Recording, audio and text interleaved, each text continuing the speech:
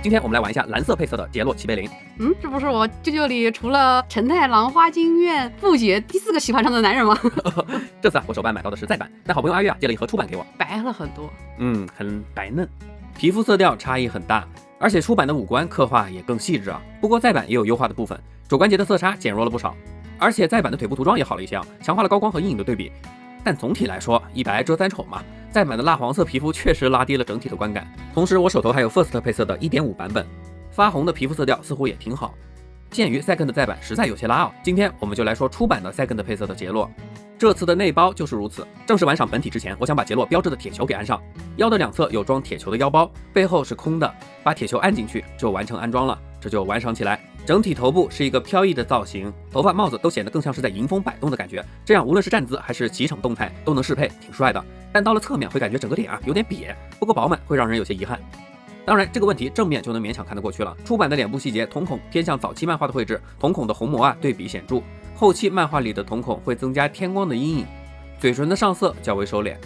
帽檐和太阳镜是同步的，都做了防晒遮光的镂空，非常时尚，而且是真实的镂空效果，观感很不错啊。牛仔帽可以做轻微的角度扭动，拿出来可以看到内部做了球形关节，就是可动幅度不太够。同时呢，也没有给完整的杰洛发型的头雕，脖梗的部分只有上段关节可以扭动，下部是为了照顾衣领的造型吗？是不可动的，总觉得不太够用啊，这个可动范围。肩部披风前端是个软胶，起到遮羞的作用，不影响可动。整条手臂动起来自由度挺大的，肘关节可动很高。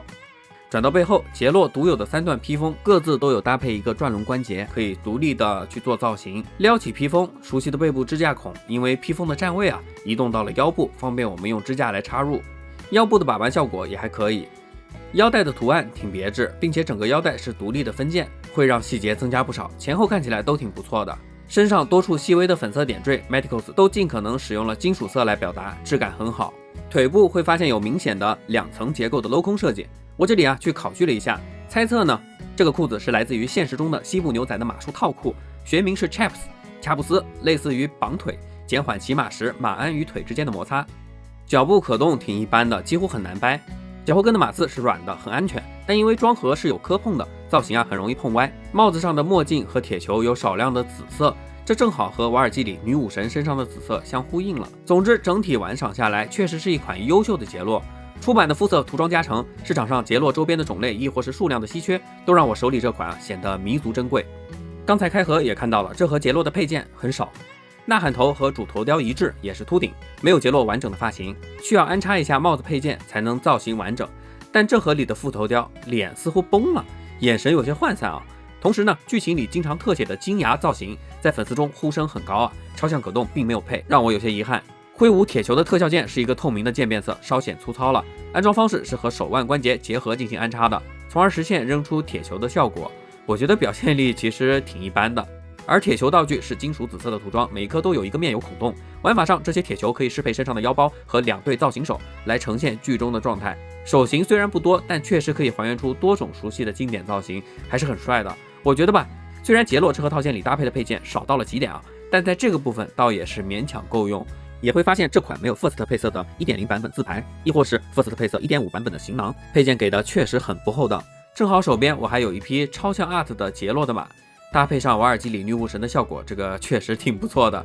正如这一部的标题彪马野狼，咱们主人公还是得骑上马才完整但是呢，官方这个人马搭配有点镜头角度限定了，只能看上半身，因为超像 Art 的马都是一个奇怪的，就是标准的那种站立姿态，非常摆正